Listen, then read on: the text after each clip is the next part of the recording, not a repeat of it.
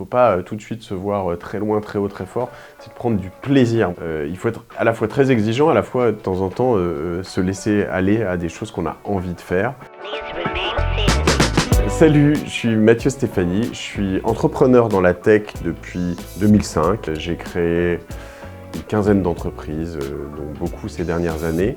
Et puis, je suis podcasteur, j'anime notamment 2 podcasts. Un podcast qui s'appelle Génération Do It Yourself, qui est un des plus gros podcasts français, qui part à la rencontre d'entrepreneurs, d'artistes, de sportifs, dans un format très long. Et un autre podcast qui s'appelle La Martingale, qui est un podcast sur les finances personnelles, sur lequel je m'éclate à essayer de comprendre ce milieu que je ne connaissais pas du tout. Alors ce qui m'a donné envie de me lancer dans Génération Do It Yourself et le podcasting en général, c'est principalement le fait que j'écoutais des podcasts qui venaient des États-Unis, Tim Ferriss Show, Joe Rogan, les podcasts aussi de start-up, de Gimlet Media et plein d'autres de Gimlet Media que j'ai adoré. J'ai dû commencer en 2013-2014 jusqu'à 2017 et je me disais mais c'est bizarre, personne ne le lance en France et à un moment je me suis dit j'avais un petit syndrome de l'imposteur, je me suis dit je dois pouvoir le faire moi-même et puis je l'ai fait, j'ai acheté mon matos, je me suis dit je vais en faire 10 d'ici l'été, entre février et juillet 2017 et puis j'ai atteint mon objectif. Et j'ai adoré, j'ai été vraiment hooké, je me suis régalé, rencontrer des personnes, prendre du temps, comprendre, apprendre. C'était le début de mon aventure des podcasts. Honnêtement, j'ai ressenti que du bonheur sur mes premiers épisodes parce que je me suis pas mis de pression. Peut-être que l'avantage qu'il n'y ait personne à ce moment-là, il y avait personne qui faisait des podcasts et il n'y avait pas grand monde qui en écoutait. Donc du coup, j'étais finalement assez relax et je me disais que j'allais me faire plaisir. Et en plus, je pense que mes invités étaient moins sollicités par des podcasteurs aussi, puisqu'il n'y en avait pas ou pas beaucoup. Donc finalement, j'avais plus de facilité à les avoir. Je suis allé chercher d'abord des personnes que je connaissais en fait. Les 4 premiers invités, je suis allé chercher Simon Davlat, Céline Lazorte, Ilana Beacera, voilà. Dès le 4e ou 5e, je suis allé chercher des gens que je ne connaissais pas forcément, mais je me suis régalé et tout de suite, en fait, ça a trouvé une certaine forme de succès. Ce qui est paradoxal, c'est qu'aujourd'hui, je trouve ça tout petit, mais quand sur mes premiers épisodes, je touchais 200-300 personnes, j'essayais de matérialiser ce que c'était 200 ou 300 personnes et je me disais, mais c'est extra en fait.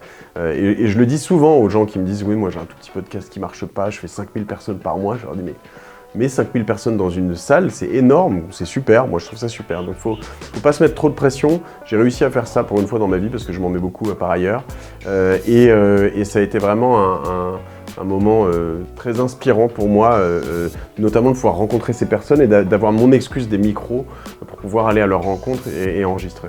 Les seuls moments de galère que j'ai pu avoir étaient vraiment ces grands moments de solitude un peu technique. Je suis assez geek dans la technique, donc j'aime bien ça, mais il y a toujours un moment où une carte mémoire plante, un micro, si vous écoutez mon épisode 4 ou 5 avec Rachel Delacour par exemple, on entendait des petits bip bip bip bip bip bip bip, on les entend, j'ai jamais pu les enlever, c'était catastrophique, l'épisode est super, mais il y a un moment où on se dit je vais arrêter de l'écouter parce que c'est insupportable, quoi. Donc voilà. Depuis, j'ai fait très attention à la qualité du son et je crois que c'est aussi un de mes petits secrets.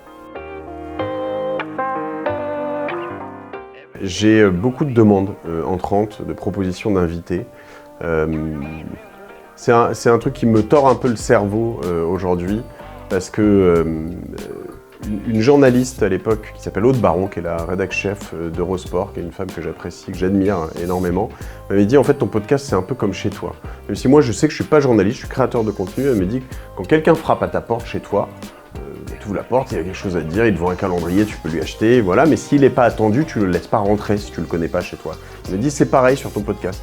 Si tu l'as invité, que c'est quelqu'un que tu veux voir, que tu as invité à dîner, même que tu connais pas, mais voilà, c'est bien. Mais si quelqu'un veut rentrer, même s'il est très insistant, n'accepte pas par facilité, par flemmardise, parce que tu n'as personne d'autre. Voilà, donc du coup j'essaye d'appliquer ça. J'ai eu des moments sur lesquels je me suis dit ah mais lui quand même il est pas mal. Il y en a qui font des subterfuges, qui vont aller dans mon réseau, dire à un tel tu peux lui demander à un autre, et puis j'en ai 2 fois, 3 fois, et puis à la fin je me dis voilà. Il y en a qui ont des actionnaires qui font que je fais attention quand même à être maître de ma ligne éditoriale et à être celui qui veut et de pas subir. Donc voilà, j'ai des envies très fortes d'avoir certains invités que je travaille depuis des années. Il y en a que je finis par avoir, il y en a que je ne réussis toujours pas à avoir, mais je n'ai pas dit mon dernier mot. À part si on me dit un nom très ferme, je ne peux pas te blairer Mathieu Stéphanie, et ben je continue à essayer. Alors, le choix de publier un extrait, il est très propre à Génération Do It Yourself, c'est que je fais des contenus, d'ailleurs je le fais pas sur la martingale parce que c'est un contenu d'1 heure. Sur Génération Do It Yourself, je fais fréquemment des épisodes qui dépassent les 2h30.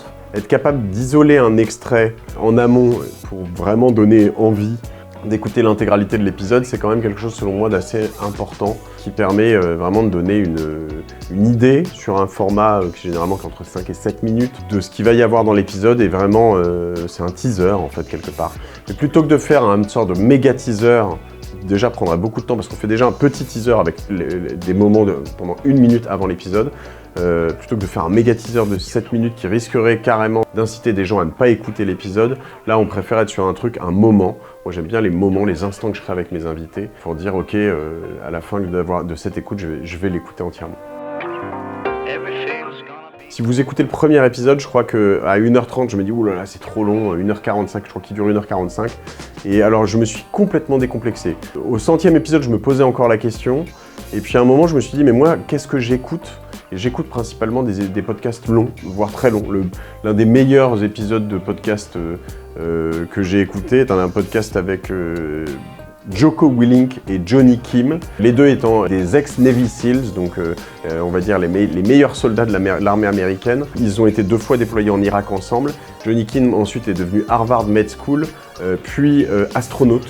Donc voilà, quelqu'un qui a une carrière et quand on voit son passé, ça commence sur... C'est un enfant d'immigrés sud-coréens. Qu'on aime ou qu'on n'aime pas les notions d'armée ou autre chose comme ça, il y a un côté très intimiste, très inspirant dans cet épisode. Il dure 4h40. Et je me dis, en fait, finalement, c'est pas grave, c'est ok. Et il y a une autre chose qui m'intéresse là-dedans, c'est que on va chercher un format qui est à contre-courant, qui est à l'opposé d'Instagram, qui est à l'opposé de Twitter. Je pense qu'on a vécu avec l'émergence des réseaux sociaux sur une période 2005-2020, une sorte de boulimie incroyable du contenu snacké, beaucoup trop court. Je pense que j'ai fait une overdose de ça, réellement à un moment, j'étais pas loin du burn-out à cause de ça. Alors ça a beaucoup changé. Je suis passé d'une organisation ou d'une volonté notamment, on va dire sur mes 50 premiers épisodes, de montrer à mon équipe ici chez Cosa Vostra que je pouvais faire des podcasts moi-même, faire encore des projets moi-même à l'aube de mes 40 ans avec un certain succès et en gérant tout seul. Donc j'avais pas de site internet, je prenais moi-même mes rendez-vous, j'avais peut-être moins d'entreprises, de sociétés à gérer à ce moment-là. Puis j'avais qu'un seul podcast, et puis au début je tournais toutes les 2 semaines, je sortais un épisode toutes les 2 semaines. En passant en hebdo, voire plus aujourd'hui, puisqu'on est à 6 épisodes par mois généralement, évidemment il a fallu s'organiser avec tout ça, plus 4 épisodes de la martingale, ça fait 10 épisodes au total. Il y a une routine à mettre en place, des équipes à faire travailler. Donc l'équipe podcast chez Cosa Vostra au total, bon, on a d'autres podcasts, on a des podcasts pour des clients, mais je crois que c'est 4 personnes. Et sur Génération Do It Yourself, on a en plus de moi 2 équivalents temps plein. Ça fait beaucoup de choses à organiser, j'ai des créneaux horaires très précis. On va chasser aussi beaucoup de gros invités, donc ça prend du temps. Il faut réussir à les convaincre, il faut trouver les moyens de les joindre, etc., etc. On travaille les réseaux sociaux, on travaille la vidéo qu'on va publier sur TikTok, sur Insta, sur YouTube. Donc il y a beaucoup plus de travail qu'avant. Donc il y a une grosse organisation, une production tout simplement, qui s'est mise en place et qui nécessite en effet une monétisation aussi au-delà de ça parce que du coup ça a des coûts qui tournent autour de cette équipe. En effet, je pense qu'on a été parmi les premiers avec Génération Do It Yourself, puis la martingale aussi à rentabiliser des podcasts avec une certaine audience par un choix qui est à la fois assez éloigné, assez proche de ce que peuvent faire des médias en presse, qui sont des choix notamment éditoriaux autour de nos sponsors. On considère que ce sont des sponsors et pas de la pub. Moi, je travaille avec des sponsors. Ce midi, je déjeunais avec un de mes sponsors, la semaine dernière aussi. Bientôt, je crois que demain ou après-demain encore. On échange au quotidien avec eux. Et l'idée avec ces sponsors, c'est de dire que ce que je fais avec eux, quand je les promeus, quand je les recommande, je les aime, je les utilise, j'adore ce qu'ils font. Et donc je vais vraiment aller chercher des gens avec qui j'ai des atomes crochus et qui vont bénéficier à mon auditeur. Donc on est vraiment sur quelque chose où tout le monde est gagnant, mon sponsor, mon auditeur et moi. Et ça, je suis intransigeant là-dessus. Je ne vais jamais accepter un sponsor sur lequel, en fait, je pense que soit il est malhonnête, soit il est nul, même s'il me propose beaucoup d'argent, parce que je vais rompre cette confiance, même si elle est monétisée, elle est toujours très clairement monétisée. C'est-à-dire jamais je suis payé par un invité, ce que font beaucoup de podcasteurs en l'occurrence, pour le passer sur Génération Do It Yourself. Mon modèle économique, il est fait avec des sponsors qui sont clairement identifiés en début d'épisode, de temps en temps en fin d'épisode, aujourd'hui pas du tout en milieu d'épisode, ce qu'on appelle les mid-rolls. Et voilà, donc il y a une monétisation qui est très claire, qui est très saine, qui est très activable et très, je pense, gagnante pour tout le monde. Alors déjà, je suis loin de réussir tous mes projets. Heureusement, d'ailleurs, je crois que il faut savoir encaisser un certain nombre d'échecs pour apprécier les succès. La clé réside dans trois grandes choses, mais l'ambition, l'envie et l'équipe, bien entendu. Ça veut dire qu'il faut savoir investir. J'ai vu beaucoup de podcasteurs ou de créateurs de contenu autour de moi qui commençaient à gagner un peu ou beaucoup d'argent grâce à des sponsors et qui essayaient de toujours tout gérer tout seul. À un moment, en fait, si on veut pouvoir se démultiplier, il faut avoir des gens autour de soi qui vous aident à gérer des choses, à dire non, à dire oui, et puis à organiser tout, en fait, à faire en sorte que les décisions soient prises rapidement, toujours, soient potentiellement prises par d'autres, parce qu'en fait, les gens autour de moi savent prendre ces décisions. C'est une exigence au quotidien, une forme de discipline, et aussi une priorisation extrême des choses qu'on veut faire dans la vie ou ne pas faire. Les conseils pour les personnes qui veulent se lancer, c'est d'avoir des objectifs raisonnables en fait. Il ne faut pas tout de suite se voir très loin, très haut, très fort.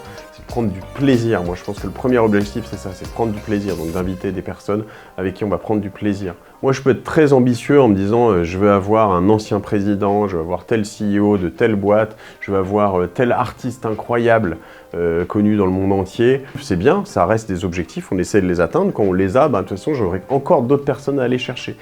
Mais en parallèle, je vais aussi aller chercher des gens qui m'inspirent, des gens qui ont choisi de faire du stop et de dire oui à tout. Et quand le projet me fait marrer, j'enregistre un super épisode et ça me fait marrer. Et l'épisode marche très fort ou marche pas très fort, c'est pas grave. En fait, j'ai passé un bon moment et j'ai eu cette chance de pouvoir faire tout ça.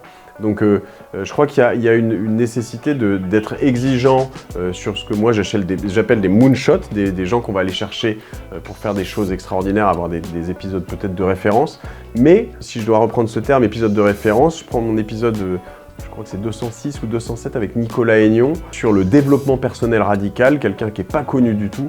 L'épisode a fait un carton en 2021, c'est probablement l'épisode le plus écouté, ou le deuxième le plus écouté sur l'année.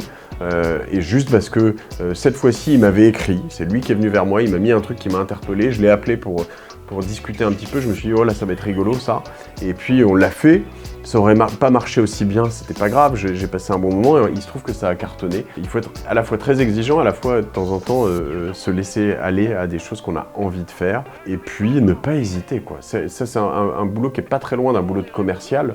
C'est savoir lever le téléphone, appeler les gens, utiliser des subterfuges, envoyer un bouquet à l'assistant ou l'assistante, envoyer une lettre manuscrite. Récemment, on a fait des QR codes avec des lettres manuscrites à envoyer à des personnes sur un pli personnel et confidentiel avec un QR à screener et une vidéo qui dit que j'aimerais vraiment que toi, tu sois, je sais pas, Christine Lagarde, que tu viennes sur Génération Do It Yourself pour enregistrer avec moi. Il y en a probablement les 2/3 qui seront pas lus, c'est pas grave. On essaye, on réessaye et puis on finit par y arriver. On travaille tout ce qui va autour de la communauté. Il y a plusieurs communautés autour de Génération Do It Yourself et de la Martingale, notamment. Il y a la communauté des invités, par exemple, sur laquelle on veut créer des NFT pour les réunir sur des événements, leur proposer des tas de choses uniques, puisqu'ils ont en commun que ce sont des gens qui sont soit des artistes mondialement connus, des sportifs, des hommes politiques, des femmes politiques, des entrepreneurs qui ont réussi des choses généralement. Donc on peut les réunir à des endroits, on peut leur faire bénéficier d'opportunités, faire pas mal de choses. Et ça, c'est un peu le début. On peut faire des communautés aussi autour des auditeurs. On va travailler sur des boutiques pour proposer des choses qui nous tiennent à cœur. On va travailler donc une boutique qui s'appelle la Bouteka, qu'on va lancer prochainement. On travaille sur des masterclass qu'on aimerait faire. Se dire en fait, moi j'ai justement autour de ces communautés, j'ai des gens incroyables qui sont venus m'apprendre des choses. J'ai cette conviction qu'on peut, en écoutant Génération Future Self, sur pas mal de sujets, apprendre beaucoup plus qu'en allant faire un master à HEC, mais qu'il y a des choses pas activables concrètement. Et comment peut-être avec HEC, on parle souvent dans d'autres univers, ou l'EDEC, ou l'ESSEC, ou le SCP, ou le M Lyon, mais on parle d'autres univers de collab entre des influenceurs et des marques. Moi, je suis devenu de facto un influenceur, mais un influenceur, j'espère, de l'intelligence, du savoir, de l'inspiration. Comment je peux créer des masterclass dans lesquelles on va avoir des choses plus activables que mes podcasts qui sont du temps long et plus assez inspirationnels, avec peut-être des exercices ou des choses très claires à chaque fois pour apprendre à entreprendre, apprendre à reprendre une entreprise, apprendre à communiquer sur les réseaux sociaux, apprendre à créer du contenu, apprendre à manager, tout ça en impliquant certains de mes invités, apprendre à décider, apprendre à dire non, apprendre à prioriser, etc. En venant venir des invités qui sont passés, des invités qui vont venir, des tas de choses comme ça. Et ça, je crois très fort qu'on peut révolutionner l'apprentissage avec des choses qui se font sur un smartphone, des cours qui se prennent sur un smartphone, dans un taxi, dans un avion, dans différents moyens, avec des choses très activables. Donc ça, c'est des choses qui m'excitent énormément. Merci Double Monde de me laisser cette opportunité d'échanger avec vos communautés. À tous ceux qui nous regardent, inscrivez-vous, abonnez-vous à Génération Future Self, à La Martingale, donnez une chance au temps long, vous verrez, ça fait du bien, ça se consomme comme un roman. On le prend, on l'arrête, on le prend, on l'arrête, puis quand le roman vous plaît pas, vous l'arrêtez au milieu, c'est pas grave, je vous en voudrais pas. Et puis lancez-vous. Lancez-vous, que ce soit dans le podcast ou dans d'autres choses, c'est vraiment le message moi que je veux faire passer. On n'a qu'une vie, chaque minute compte, donc voilà, laissez pas passer ces grainés comme ça entre vos mains.